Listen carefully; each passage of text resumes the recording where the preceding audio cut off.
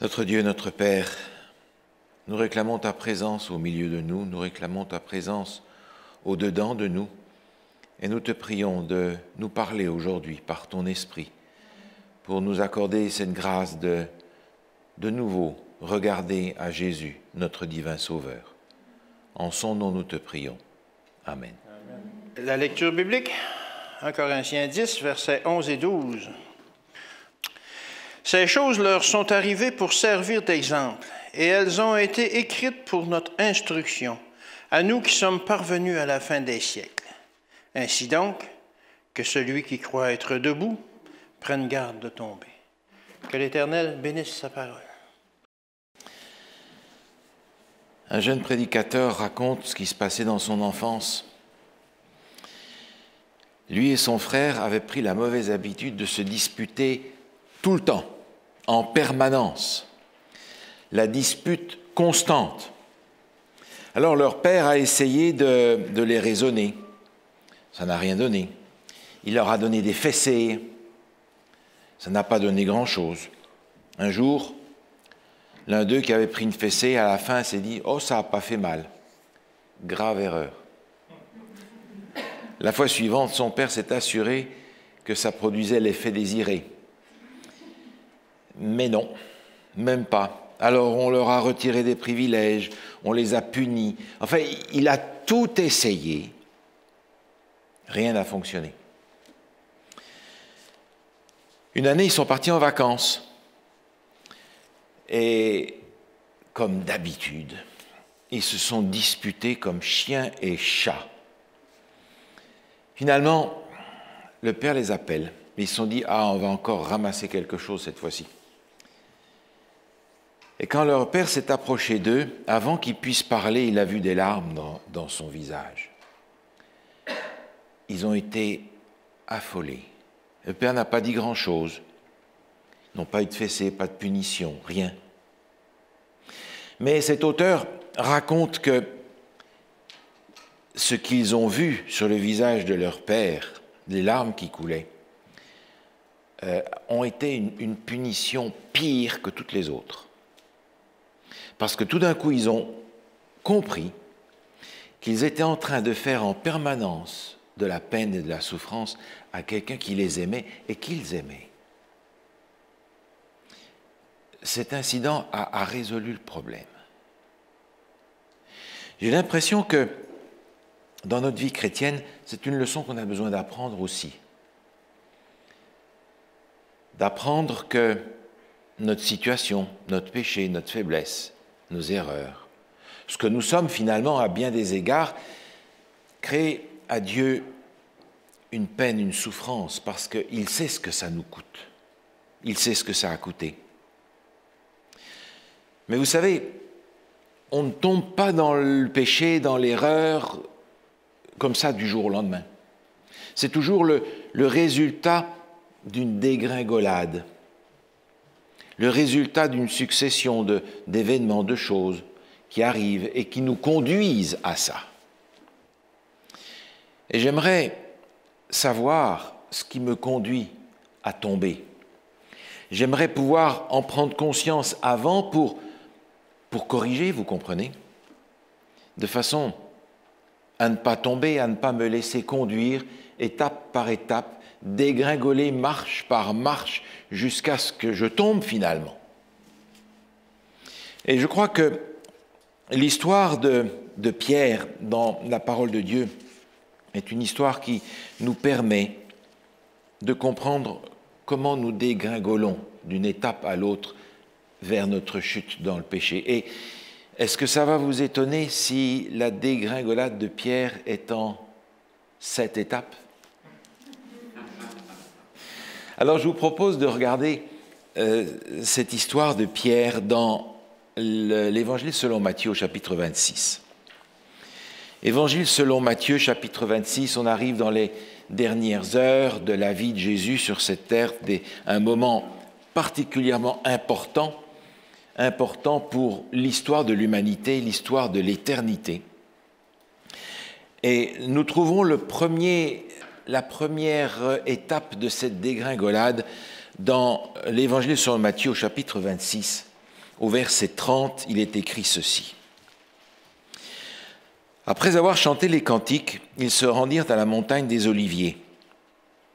Alors Jésus leur dit, « Je serai pour vous tous, cette nuit, une occasion de chute. Car il est écrit, « Je frapperai le berger et les brebis du troupeau seront dispersées. » Mais après que je serai ressuscité, je vous précéderai en Galilée. Pierre, prenant la parole, lui dit, « Même si tu étais pour tous une occasion de chute, tu ne le seras pas pour moi. » Verset 35. Pierre lui dit, « Même s'il me fallait mourir avec toi, je ne te renierai pas. » Et tous les disciples dirent la même chose. Pierre pensait être fort. Il était sûr d'être fort, il était sûr d'avoir une forte volonté capable de le tenir debout dans les crises, dans les épreuves, dans les problèmes. Mais vous savez, être fort en temps de paix, c'est une chose. Mais être fort au plein milieu d'une crise, c'est une toute autre chose. Et vous savez, on a été prévenu. Regardez avec moi ce texte dans la première épître aux Corinthiens au chapitre 10, où il nous est dit, à partir du verset 11, 1 Corinthiens chapitre 10, verset 11, « Ces choses leur sont arrivées pour servir d'exemple, et elles ont été écrites pour leur instruction, à nous qui sommes parvenus à la fin des siècles. » Ah, donc ça nous concerne, vous comprenez ? Ainsi donc, que celui qui croit être debout prenne garde de tomber. On a tous l'impression d'être debout, n'est-ce pas? Et dans cette même épître, la première épître de Paul aux Corinthiens, au chapitre 1er, par ce que l'apôtre écrit à l'Église, je crois que Dieu nous remet à notre place dès le départ. 1 Corinthiens chapitre 1, au verset 26, il est écrit ceci. « Considérez, frères, que parmi vous qui avez été appelés, il n'y a ni beaucoup de sages selon la chair, ni beaucoup de puissants, ni beaucoup de nobles. En d'autres termes, n'imaginez pas que vous êtes des gens extraordinaires. Franchement, vous ne valez pas grand-chose. » L'apôtre Paul continue en disant « Mais Dieu vous a choisi quand même pour ça. Il ne vous a pas choisi parce que vous étiez des gens bien, des gens extra, des gens super. Non. Il vous a choisi parce qu'il vous aime. Donc, ne vous prenez pas pour ce que vous n'êtes pas. Ne pensez même pas que vous êtes debout. Par conséquent, penser être fort, c'est la première étape qui nous amène dans la chute. Et vous savez, la vie souvent se charge de nous apprendre qu'on se prend pour beaucoup plus fort qu'on est. Et généralement, on apprend la réalité à notre sujet par la manière forte, par la souffrance, par la difficulté, par l'échec, par la chute. Et Pierre ne l'a pas appris autrement. C'est probablement aussi de cette façon-là que nous allons l'apprendre, si ce n'est pas déjà fait. La deuxième marche que Pierre a dégringolée se trouve encore dans ce chapitre 26 de l'Évangile selon Matthieu, où je vous invite à revenir avec moi. Et je vous propose de regarder le verset 38. Évangile selon Matthieu, chapitre 26, verset 38, dit ceci. Il leur dit alors, « Mon âme est triste jusqu'à la mort, restez ici, veillez avec moi. » Puis ayant fait quelques pas en avant, il se jeta sur sa face et pria ainsi, « Mon Père, s'il est possible que cette coupe s'éloigne de moi. Toutefois, non pas ce que je veux, mais ce que tu veux. » Il vint vers les disciples qu'il trouva endormis, et il dit à Pierre, « Vous n'avez donc pas pu veiller 1 heure avec moi ? Veillez et priez afin que vous ne tombiez pas dans la tentation. L'esprit est bien disposé, mais la chair est faible. Deuxième étape dans cette dégringolade, Pierre dort quand il faut prier. Et c'est un peu la conséquence du point numéro 1, parce que si nous pensons que nous avons besoin de prier quand on n'est pas capable de faire quelque chose, on va prier Dieu le moins possible, parce qu'on est capable après tout, non ? C'est un petit peu faire de Dieu la roue de secours, le dépannage. Je vais appeler Dieu quand vraiment je ne peux pas m'en sortir tout seul.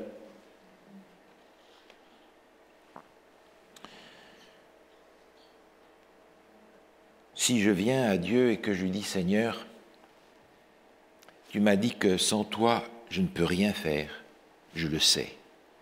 Alors, viens. » C'est une attitude tout à fait différente. De prendre conscience que je n'ai pas besoin simplement de Dieu pour réparer mes bêtises ou pour me permettre de faire ce que je n'arrive pas à réaliser moi-même. Mais si je me rends compte que j'ai besoin de lui tout le long du chemin, en permanence, alors peut-être que je vais veiller et prier. Un jour, j'avais un certain travail à faire. Et je suis allé voir un ami qui était particulièrement difficile à motiver. Alors je lui ai dit, écoute, il y a quelque chose là, il faudrait que j'ai cette affaire qui soit faite, mais j'ai l'impression que tu n'es pas capable de faire ça. Je ne crois pas que tu es capable de faire ça. Il faudra que je trouve quelqu'un qui peut faire ça pour moi. Pas capable, qu'est-ce que c'est? Oh, écoute, je ne crois pas que tu arriveras à le faire. Comment ça? Dis-moi ce que c'est. Alors je lui ai dit ce que c'était. Pas capable. Écoutez, c'était fait en un tour de bras. Pas capable? Tu vas voir. Et quand le Seigneur nous dit « t'es pas capable », on répond quoi? On répond « tu vas voir ». Ou on lui répond « oui Seigneur, fais-le pour moi ». Et quand Jésus dit à ses disciples « veillez et priez », vous avez remarqué comment les deux choses sont associées, veiller et prier. On est généralement meilleur à surveiller les autres qu'à veiller sur nous-mêmes. Veillez et priez, disait Jésus, pour ne pas dégringoler la deuxième marche qui descend vers la chute. La troisième étape dans cette dégringolade se trouve un petit peu plus loin au chapitre 26 de l'évangile de Matthieu, toujours au verset 51. Vous vous souvenez, on va venir prendre Jésus à Gethsémanée et cette situation va prendre les disciples totalement à l'improviste, bien que Jésus leur a expliqué clairement, nous dit le texte à plusieurs reprises, ce qui devait lui arriver. Mais les disciples sont époustouflés. Et bien entendu, ils prennent pour acquis que Jésus va résister, il ne va pas se laisser faire, voyons. Et si Jésus se laisse faire? Alors, il nous est dit au verset 51, « Et voici, un de ceux qui étaient avec Jésus étendit la main, tira son épée, il frappa le serviteur du souverain sacrificateur et lui emporta l'oreille. » Pierre se bat tout seul. Écoutez, il y a là un paquet de gens, une petite armée de gens en armes qui viennent chercher une personne, Jésus. Et Pierre lui sort son épée et il va commencer à vouloir couper la tête du souverain sacrificateur. Heureusement, il s'est manqué, il a juste coupé l'oreille droite, nous dit Jean. Des gens dans son évangile nous racontent que celui qui a pris l'épée pour faire ça, c'est Pierre. Et Pierre, il est complètement inconscient. Mais Pierre, mais tu veux faire quoi? Tu veux défendre Jésus avec ta petite épée devant toute cette troupe de gens? Mais tu crois quoi? Tu penses avoir la potion magique comme Astérix, qui fonce dans le tas de Romains? Pierre, tu réfléchis un peu? Tu veux te battre tout seul? Alors quand on s'est séparé justement de la source de la puissance, alors on pense pouvoir, avec la nôtre, réussir à faire face à la situation. Et vous savez comment ça marche, finalement, c'est la honte. Dieu avait déjà depuis longtemps essayé d'enseigner à son peuple que ça ne marche pas comme ça. Dès le début, Dieu a voulu leur faire comprendre que ça marche autrement. Regardez avec moi dans le livre de l'Exode, au chapitre 14. Exode, chapitre 14. Vous connaissez cette histoire, c'est au moment où le peuple d'Israël sort d'Égypte, se trouve devant la mer Rouge, et là, panique. Les Égyptiens dans le dos, la mer Rouge devant, le désert de chaque côté, les montagnes, qu'est-ce qu'on fait? On murmure. Mais Dieu répond, et par Moïse, il est dit au verset 13, Exode chapitre 14, verset 13, Moïse répondit au peuple, « Ne craignez rien, restez en place et regardez la délivrance que l'Éternel va vous accorder en ce jour, car les Égyptiens que vous voyez aujourd'hui, vous ne les verrez plus jamais. L'Éternel combattra pour vous et vous gardez le silence. » On a peut-être là dans ce texte et dans bien d'autres que vous me permettrez de ne pas lire avec vous ce matin, la clé pour comprendre ce qu'on appelle les guerres d'Israël. Tout ce que l'on a dans l'Ancien Testament où l'on voit Israël qui part en guerre. Dieu avait dit, mais tenez-vous là, c'est moi qui vais faire le travail. Mais comme Pierre, des siècles plus tard, Israël a voulu faire les choses par lui-même. Alors Dieu dit, vas-y. Mais dans le livre des psaumes, regardez ce texte dans le livre des psaumes, psaume 81. Au psaume 81, on retrouve exactement la même chose. On retrouve la frustration de Dieu. Psaume 81. Au verset 12, il est écrit ceci. Psaume 81, verset 12. « Mais mon peuple n'a point écouté ma voix. Israël ne m'a point obéi. Alors je les ai livrés au penchant de leur cœur, et ils ont suivi leurs propres conseils. Oh, si mon peuple m'écoutait, si Israël marchait dans mes voies, en un instant je confondrais leurs ennemis, je tournerais ma main contre leurs adversaires. » Dieu dit encore, mais je vais faire le travail si vous m'écoutez, si vous suivez mes conseils et non pas les penchants de votre cœur, c'est-à-dire, comme Pierre, « Ah, il faut que je me défende, pas de problème, j'y vais. » Et je coupe l'oreille d'un serviteur du souverain sacrificateur. Belle victoire. À ce moment-là, Jésus qui était attaché se détache pour aller guérir cet homme. Dernière guérison pour l'ennemi de Jésus. Pierre se bat tout seul. La quatrième marche que Pierre dégringole vers sa chute se trouve encore dans l'Évangile selon Matthieu, chapitre 26. Et j'aimerais regarder avec vous le verset 56. Verset 56. Il est écrit « Mais tout cela est arrivé afin que les écrits des prophètes soient accomplis. Alors, tous les disciples l'abandonnèrent et prirent la fuite. » Pierre abandonne. C'est l'inverse de la situation précédente. Il veut se battre tout seul, mais cette fois-ci, il abandonne tout, et comme tous les autres, il s'en va, il s'enfuit. Vous comprenez? Jésus n'a pas agi comme Pierre s'attendait qu'il le fasse. Alors, tout d'un coup, vous comprenez, Pierre est désemparé. Pierre pensait que Jésus allait se défendre, ne pas se laisser faire. Et Jésus se laisse faire. Et il empêche même Pierre de venir à son secours. Alors, que fait Pierre? Il s'en va, il se sauve.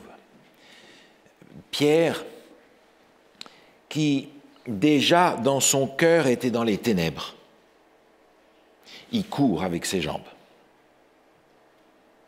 Et vous savez, on peut rencontrer beaucoup de gens qui ne sont plus dans l'Église parce que Dieu n'a pas agi à leur égard comme ils pensaient que Dieu devait le faire. Alors, si Dieu n'a pas fait ce que je pense qu'il devait faire, alors il vaut mieux que je me retire. Parce que ce Dieu-là, il devient imprévisible. Alors il se retire pour de toutes sortes de raisons. Parfois pour punir Dieu de ne pas avoir fait ce que Dieu devait faire, pensait-il. Ou bien il se retire parce qu'il ne veut pas trop s'appuyer sur un Dieu imprévisible. Ou bien pour ne pas avoir une humiliation supplémentaire. Ou bien alors simplement pour se dire, puisque Dieu ne s'occupe pas de moi comme il faut, je vais me débrouiller tout seul. Et on se retire. Et ils ne sont plus là. Oh, ils croient encore à ce que la Bible dit, mais on va prendre du recul. Parce que Dieu n'a pas fait comme je pensais qu'il devait faire. Alors, le texte nous dit, tous les disciples l'abandonnèrent et prirent la fuite. Tous. Ils vont courir tous dans les ténèbres qui est dans leur cœur, déjà depuis un certain temps. La 5e marche que Pierre va dégringoler dans sa descente vers la chute se trouve juste un petit peu plus loin, toujours dans l'Évangile selon Matthieu, au chapitre 26, au verset 57. Il est dit, « Ceux qui avaient saisi Jésus l'emmenèrent chez le souverain sacrificateur Caïphe, où les scribes et les anciens étaient assemblés. Pierre le suivit de loin jusqu'à la cour du souverain sacrificateur, y entra et s'assit avec les serviteurs pour voir comment cela finirait. » Jean nous raconte dans son évangile au chapitre 18 que Pierre a suivi de loin, il s'est arrêté à la porte. Jean, lui, qui avait des connaissances, a pu entrer. Et il a parlé à ces gens en leur disant, voilà, j'ai ici un ami qui est avec moi, laissez-le entrer. Et Pierre est entré parce que Jean l'a fait entrer. En fait, Jean a mis Pierre dans une situation qu'il n'était pas capable d'assumer. Pierre était resté à la porte. Vous savez, c'est une situation stratégique, la porte. Suivant les circonstances, on peut soit entrer, soit sortir. Et vous avez remarqué, le texte dit, il est là, il s'assied pour voir comment ça va finir. Pierre n'est plus un disciple. Il est maintenant un spectateur. Comment ça va finir, cette affaire? Et je me tiens à la porte, suivant comment ça va aller, ou je suis un disciple de Jésus, vous voyez, il s'est défendu, ou bien je me sauve parce que ça va tourner mal.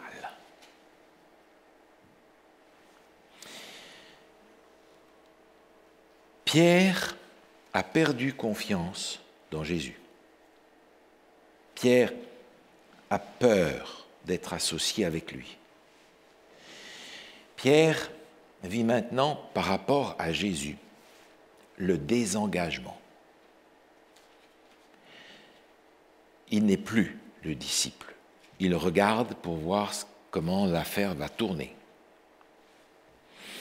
Et vous savez, pour certains, Jésus n'est pas ou n'est plus la seule solution dans leur vie, le seul chemin, la seule possibilité d'avoir la vie. Pour certains, il faut avoir une religion cafétéria avec un menu à la carte. Et souvent, on va cacher ça sous un esprit d'ouverture, parce que l'esprit d'ouverture, c'est politiquement correct aujourd'hui. Il faut être ouvert. Moi, je suis ouvert. Je ne suis pas borné simplement avec une seule possibilité. Non, je suis ouvert à... Jésus est très important, mais vous comprenez que Jésus n'est plus la seule solution. Jésus n'est plus celui à qui je vais quoi qu'il arrive. Jésus est devenu une foi de circonstance. Si les circonstances m'amènent à lui, parfait. Mais si les circonstances m'amènent ailleurs, ma foi...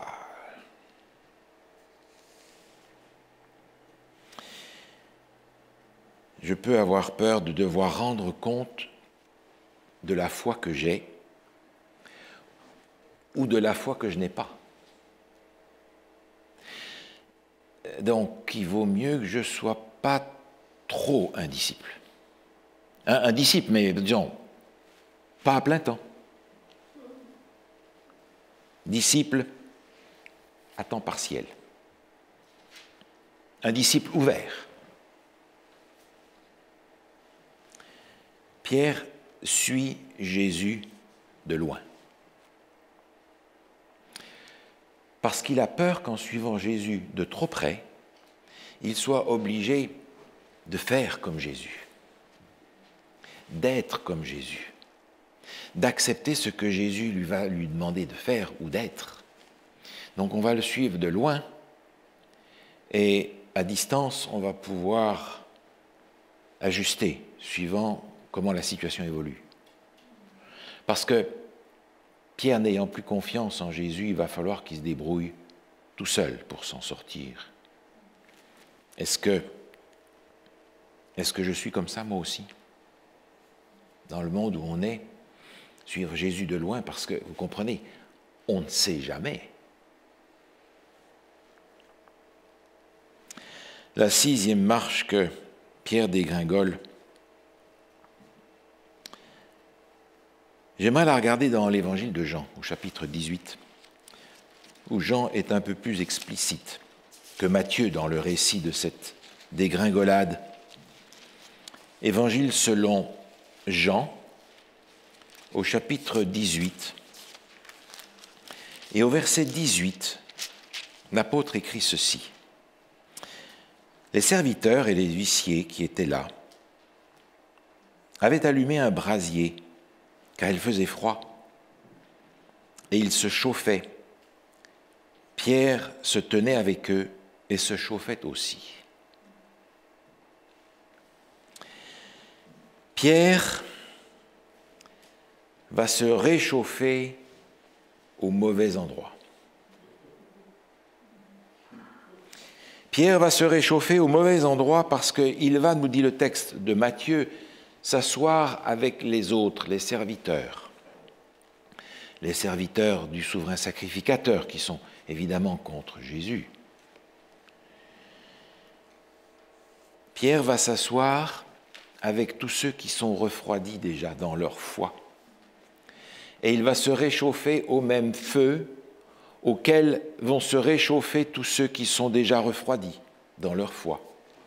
Et vous savez comment ce feu est brillant à leurs yeux, de critique, de moquerie, de manière de ridiculiser, de mépris, de recul.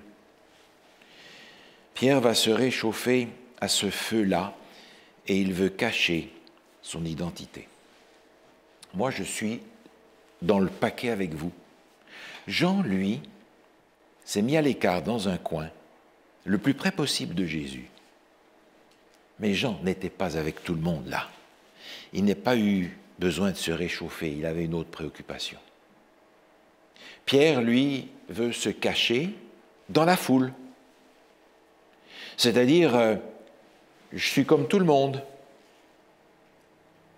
Mais son visage a trahi son angoisse énorme et profonde.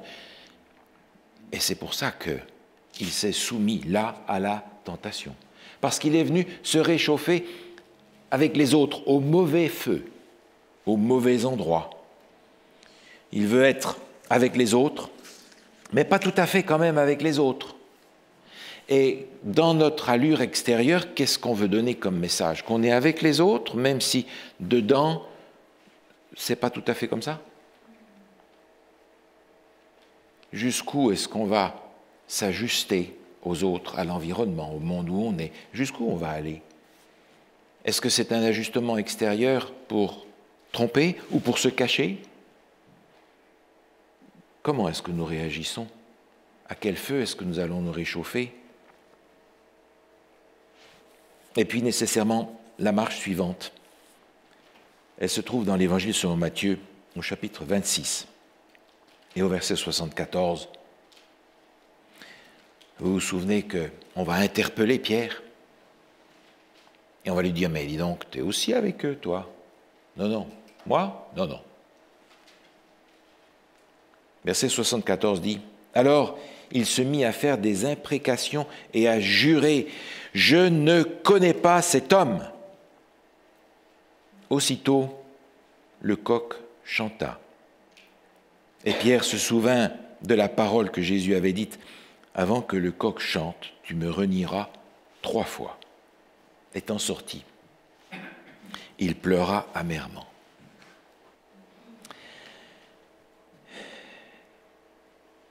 On peut se poser la question, mais comment est-ce que Pierre a pu arriver à jurer qu'il ne connaissait pas Jésus? Ben, simplement parce que ça a commencé longtemps avant, étape après étape, jusqu'à arriver à un moment où c'était plus possible de revenir en arrière, où il était capable de tout. Et vous avez remarqué ce moment de chute catastrophique de Pierre commence en réalité par le fait de renier l'appartenance aux disciples. Pas d'abord l'appartenance à Jésus lui-même, mais l'appartenance aux disciples. Toi aussi tu étais dans le groupe des disciples. Moi non, non, non. Non, je ne suis pas avec eux, moi. Pierre, c'est un disciple de Jésus qui, en disant que tu es disciple aussi, t'a fait rentrer là. Et maintenant, devant tout le monde, tu dis, moi, disciple? Non, non, non, non, non, non. Pierre, Pierre. Est-ce qu'il se peut que notre reniement de Jésus ait commencé par le reniement des autres qui appartiennent à Jésus? Reniement de l'Église. Reniement de cette famille que Dieu a constituée pour remplir une mission en son nom. Est-ce que ce reniement de Jésus va commencer par le reniement de l'appartenance à la famille de Jésus? Laissez-moi vous lire ce paragraphe que je trouve dans le livre Jésus-Christ à la page 712. Ces jurons étaient encore sur les lèvres de Pierre, et les cris perçants du coq retentissaient encore à ses oreilles, lorsque le Sauveur se détourna de ses juges pour regarder fixement le pauvre disciple. Au même instant, les yeux de Pierre furent attirés vers le Maître. Sur son tendre visage, on ne lisait aucune colère, mais simplement la pitié et la douleur.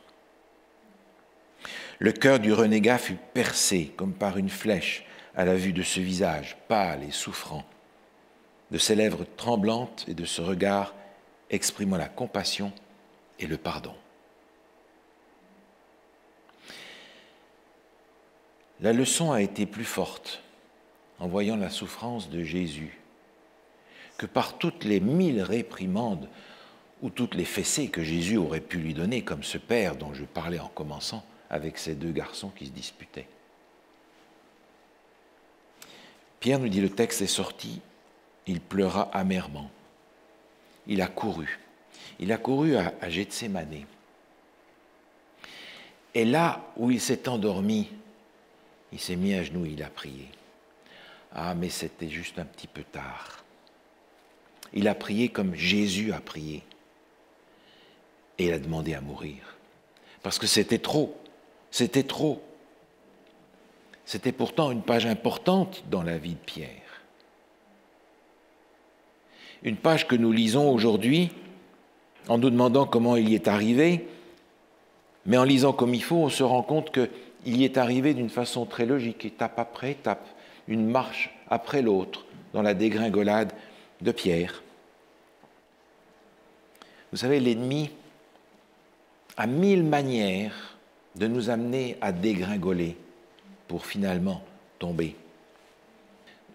Dans le livre Vers Jésus, à la page 110, je trouve ce paragraphe où j'apprends comment le diable me fait dégringoler pour me faire tomber.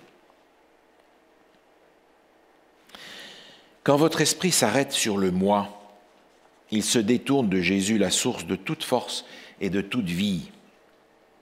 De là l'effort constant de Satan pour détourner vos regards du Sauveur et vous priver ainsi de sa communion.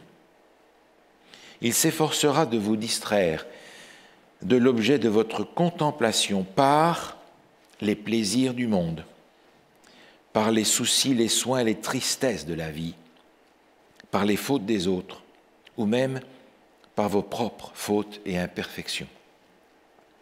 Ne nous laissons pas envahir par des craintes au sujet de notre salut. Tout cela nous détourne de la source de notre force. Remettez à Dieu la garde de votre âme et placez en lui votre confiance.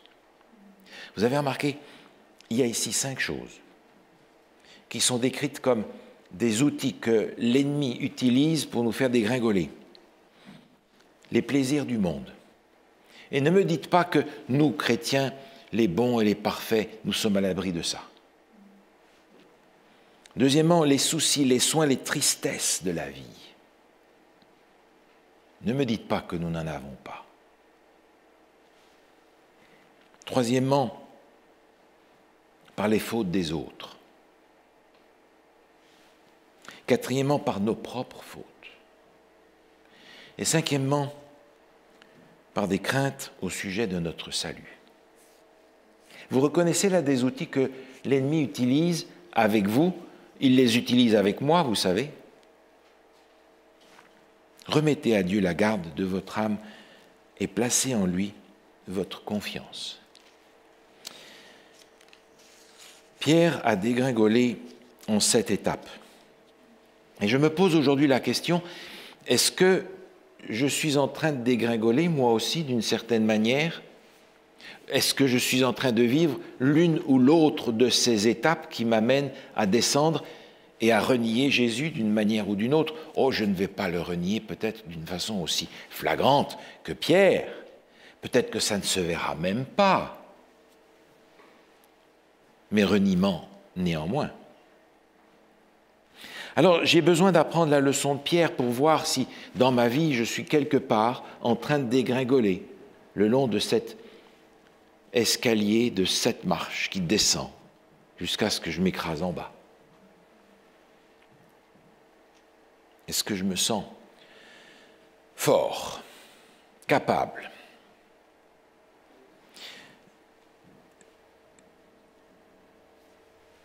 Ces 2 garçons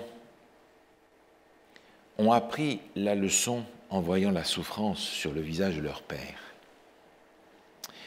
Pierre a appris la leçon en voyant la souffrance sur le visage de Jésus. Je vais apprendre cette leçon-là de quelle manière, moi? Oh, peut-être que j'ai déjà dégringolé et que je suis déjà tombé. Alors, si c'est le cas, je peux faire comme Pierre, me tourner vers Jésus et le regarder à nouveau. Amen.